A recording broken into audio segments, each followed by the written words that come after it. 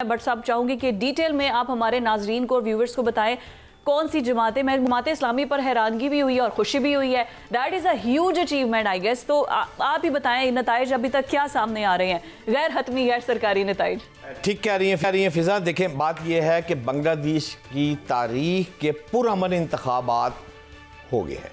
अब बात यह है कि 73% वोटर्स जो है उसने मुल्क में रेफरेंडम के हक में वोट तो दे दिया है, 27% ने इसकी मुखालफत भी की है। अच्छा, सवाल यह है 212 नशिस्तें जो हैं वो जनाब बांग्लादेश नेशनल पार्टी ने तारीखी फतह हासिल कर दी है। और जमात इस्लामी की जो आप बात कर रही थी वो नंबर 2 पे 77 नशिस्तों पर कामयाब रही। 5 नशिस्तों पर आज़ाद और दीगर जमातों के उम्मीदवार कामयाब करार दिए है।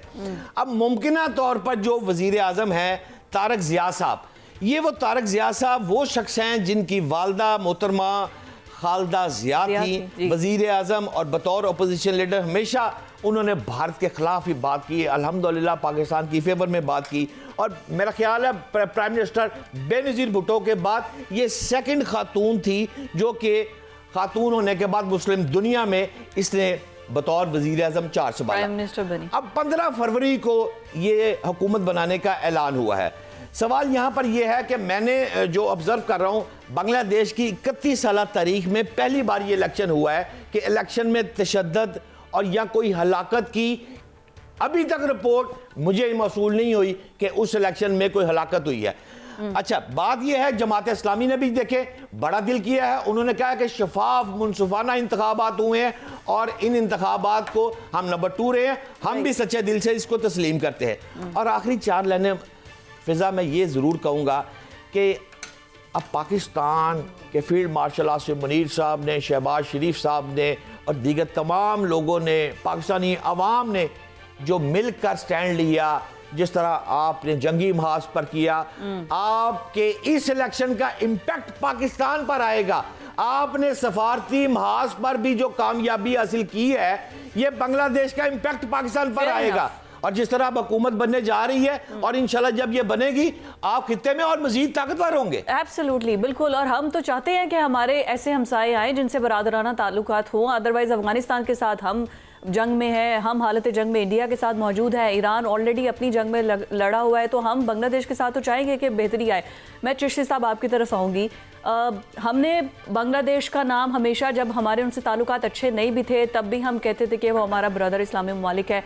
अब पहली परवाज़ ढाका से यहाँ पर आई है, ये बहुत एक अच्छी खुशखबरी है। फिर अब देखिए वर्ल्ड कप के अंदर हमने बांग्लादेश के पूरे का पूरा स्टैंड लिया। हमने एहतजाज में कहा कि हमने इंडिया के साथ नहीं खेलना। आईसीसी की पूरी टीम आई यहाँ पर हमें मनाने के लिए, तो भी हमने जो बांग्लादेश के जो क्रिकेट बोर्ड थे उसके चेयरमैन को बुलाया। अब पाकिस्तान का किरदार इस बांग्लादेश की जो नई रजीम आएगी उसके साथ आपको क्या लग रहा है कि खित्ते में कितनी बेहतरी आएगी, स्पेशली पाकिस्तान के लिए, बांग्लादेश दोनों के लिए?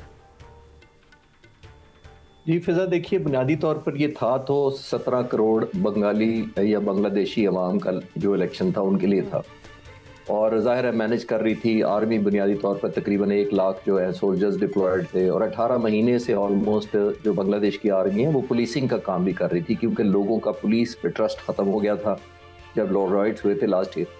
तो ये ऑलमोस्ट मैनेज कर रही थी। एक तो अप्रिशिएबल उनकी आर्मी कि उन्होंने इंटरफेयर नहीं किया और बहुत न्यूट्रल इलेक्शन करवाए हैं, ये अप्रिशिएशन होनी चाहिए। और उसकी एक और वजह भी ज़ाहिर है एक डिप्लोमेटिक भी है कि ये तकरीबन $500 मिलियन तो सबसे ज़्यादा कमाती है बांग्लादेश की जो फोर्सेस हैं यूनाइटेड नेशन में अपनी डिप्लॉयमेंट की वजह से, जो सबसे ज़्यादा कंट्रीब्यूट करती हैं सोल्जर्स। तो उसके बैकग्राउंड में ये मैं अप्रिसिएशन कर रहा हूँ। राइट। जैसे मैंने पहले जुमले में कहा कि ये था तो 17 करोड़ लोगों का इलेक्शन, इसमें कोई शक नहीं है।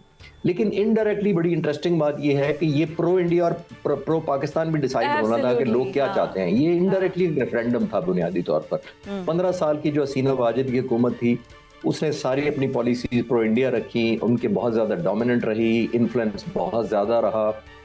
मैं एयरफोर्स को उनकी स्टडी बड़ा क्लोजली कर रहा था, और मैं बांग्लादेश विजिट भी कर चुका हूँ जब मैं एयरफोर्स में था।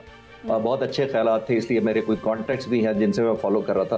तो आपको सुनकर ज़्यादा हैरत शायद ना हो कि इंडियन ने इतना इन्फ्लुएंस किया हुआ था कि उनकी टॉप लीडरशिप को भी इस तरह इंगेज किया हुआ था कि वो इंडिया डिपेंडेंट हो जाए लॉन्ग टर्म में। यानी मिलिट्री हार्डवेयर में कह लें, टेक्नोलॉजी में कह लें, ट्रेनिंग में कह लें, ये बहुत ज्यादा 15 साल हिंदुस्तान ने कोशिश की थी कि अगर ये किसी वजह से अप एंड डाउन हो भी तो उनकी मिलिट्री या उनकी जो ट्रेनिंग है या हायरार्की है वो उनके कंट्रोल में रहे। तो ये एक हमारे लिए बहुत पॉजिटिव खबर है। हालांकि हम कोई कंटेस्टेंट तो नहीं थे इलेक्शन में, लेकिन तो बांग्लादेशी लोगों ने जो फैसला किया था, मेरा ख्याल है इंडियन क्रिकेट बोर्ड का, इंटरनेशनल क्रिकेट बोर्ड का भी ये बिल्कुल मिस टाइम्ड डिसीजन था जो उन्होंने इलेक्शन से चंद दिन पहले यानी हफ्ता 10 दिन पहले बांग्लादेश के साथ ये सलूक किया और आ बैल मुझे मार वाला सिचुएशन खुद पैदा कर लिया अपने लिए। और वो एक एंटी इंडिया, एक और अगर कोई लोग भूले हुए थे पिछले 18 महीनों में, तो आई थिंक उनको रिफ्रेश हो गया कि इंडिया किस हद तक बांग्लादेश को कॉर्नर करने में जा सकता है। इसी वजह से जो मैं देख पा रहा हूँ, ये जो 2/3 लैंडस्लाइड विक्ट्री तारिक रहमान को मिली है, ये उनकी भी कंट्रीब्यूशन है। हालांकि वो तो 17 साल बाद वापस आए हैं,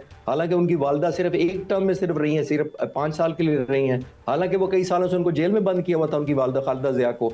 तो ये सारे बैकड्रॉप के अंदर आई थिंक ये इनएडवर्टेडली कह लें या विदाउट अस नोइंग, ये एक रेफरेंडम था, उनके लोगों ने डिसाइड किया था हमारे हक में नहीं, अपनी आजादी के लिए, अपनी सोवरेनिटी के लिए, इंडिया से आजाद पॉलिसी के लिए। और हसीना वाजिद की जो पॉलिसीज थी, आप बांग्लादेशी अवाम को अब तो बहुत बेहतर हो गया, तो पाकिस्तानियों के लिए भी बड़े अच्छे ताल्लुकात और बड़े अच्छे मोहब्बत बड़े अल्फाज में इजहार करते हैं। वो हमें भी कोई इतना अच्छा नहीं समझते थे, वो कहते थे हमने शायद पता नहीं उनके साथ कितनी ज्यादतियाँ की हैं। और शेख मुजीब और हसीना वाजिद जो उनकी किताबों में पढ़ाया जाता है, अगर आप निसाब देखें तो वो पाकिस्तान के कोई इतना अच्छा नहीं समझते थे। आई एम श्योर ब्रिगेडियर साहब आप तो ज़्यादा इस पर इजहार कर सकेंगे। एंड प्लस जो हम पाकिस्तान का बात कर रहे हैं, जाहिर है पाकिस्तान में तो इसके एक तरह से सेलिब्रेशन तो होगी, क्योंकि हम चाहेंगे कि वहाँ पर एक अच्छी हुकूमत आए जिसके साथ हमारे ताल्लुकात अच्छे हों। जमात इस्लामी पर मैं चाहूँगी कमेंट कि वहाँ पर दूसरी बड़ी, ये पहली बार होगा कि वहाँ पर अगर हुकूमत आ रही है वो भी पाकिस्तान के हक में है, और अगर कोई ऑपोजिशन आ रही है वो भी पाकिस्तान के साथ ही, मतलब हक में तो नहीं मैं कहूँगी, बट दे वांट कि पाकिस्तान के साथ अच्छे ताल्लुकात हो। जी हाँ, बिल्कुल ऐसा ही है। देखें, चाहे बिल्कुल दोनों पार्टी से ऐसे, और जमात इस्लामी के बहुत ज़्यादा खिदमात हैं, बहुत ज़्यादा उनके सेक्रीफाइसेस हैं। हमने देखा ना, जब हसीना वाजिद ने 90 ईयर्स प्लस जो जमात इस्लामी के लीडर्स हैं, दे वर हैंग, वो बहुत मुश्किलात में थे, दे वर बैन, इलेक्शन में वो लड़ नहीं सकते थे, लेकिन जिस तरीके से इलेक्शन में वापस आए हैं, गेटिंग 77 सीट तो बहुत बड़ी बात है।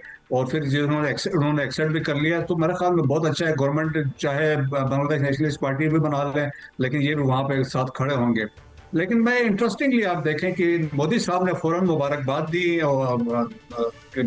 दी तारिक रहमान को, और he is basically extended in olive branch की अपने वो दिखाने के लिए कि हम ज़्यादा कंसर्न है। लेकिन देखिए, इंडिया का जब अवामी लीग हुकूमत में थी, तो अभी उनके जो one of the former army chief General Iqbal Karim ने कहा, एफिडेविट पे उन्होंने एक ये स्टेटमेंट दी है कि उनकी मिलिट्री इंटेलिजेंस में there was a special setup बनाया गया था फॉर इंडियन इंटेलिजेंस। वो वहां बैठ के चीजें कंट्रोल कर रहे थे विद इन बांग्लादेश। और फिर अब Bangladesh was a vessel state थी इंडिया के लिए, जो कहते थे वही चीजें वहां पे होती थी। फिर ऊपर से ये भी था, इंडिया के लिए अभी मसला क्या आ रहा है, अभी जो इंडिया को तकलीफ हो रही है कि इंडिया को ये खतरा, ऊपर से जो सिलिगुड़ी कॉरिडोर जो है चिकन नेक के बांग्लादेश के नॉर्थ में है, सो नेरोस्ट पार्ट इज 22 किलोमीटर, सो इसके ऊपर चाइना बैठा हुआ है। सो चाइना किसी हालात होते हैं, रोड बंद करके नीचे आके उसको बंद कर सकता है। सो उस पॉसिबिलिटी में उन्होंने एक रोड, एक कनेक्टिविटी एस्टेब्लिश की थी थ्रू बांग्लादेश, अब वो भी हाथ से निकल गई है। तो नॉर्थ ईस्टर्न जो 7 स्टेट्स है उनके लिए वो बहुत सारी मुश्किलात अब वहां से उनके लिए पैदा हो चुकी हैं। तो मेरे ख्याल में जो देखें इनके वापस आने के बाद जिस तरीके से जो स्टूडेंट मूवमेंट हुई, और इसके बाद देखें कि जो उनके स्टेच्यूज थे अवामी लीग के, शेख मुजीब के थे, मोनूमेंट्स थे, दोस्त वर डिसमेंटल। तो ये मतलब था कि 2 नेशन थ्योरी जो समझते थे खत्म हुई, दैट इज स्टिल इंटैक्ट। और बांग्लादेश के अवाम ने अपनी जो मोहब्बत थी, देखा ना, मुस्लिम लीग भी इधर बनी, पाकिस्तान के स्ट्रगल करने वाले लीडर्स भी ज़्यादातर यहाँ पे थे, so they contributed for the creation of Pakistan. तो वो जो मोहब्बत थी, आप देखें, अगर वो मुजीब की बात होती तो वो तो कोई नहीं थी, वो नफरत जो हेट्रेड का इजहार किया गया है। सो पाकिस्तान देखिए, जिस तरीके से पाकिस्तान ने रिसेंट पास में हमने प्राइम मिनिस्टर 2 दफ़ा मिल चुके थे प्रोफेसर यूनुस के साथ, फिर रिसेंटली जो मिलिट्री डेलीगेशन का एक्सचेंज हुआ है, वो बहुत ज़बरदस्त किस्म की अंडरस्टैंडिंग बिल्ड हो चुकी है। क्रिकेट पे जो हमारा स्टैंड रहा उनके लिए, और इसके अलावा फ्लाइट्स तमाम, एक तरफ हिस्ट्री हमारी बांग्लादेश साथ, एक तरफ but the youth, the Gen Z, जो उन्होंने गेम चेंज कर दिया ना, वो चाहे पाकिस्तान और इंडिया के लिए नहीं किया, वो सिर्फ अपने लिए, अपने राइट्स के लिए, जो उन्होंने पूरे का पूरा इतने सालों का जो तख्ता पलट दिया है, that is the power of youth, जिसका सामना हमने अभी मुजाहरा देखा है बांग्लादेश के अंदर।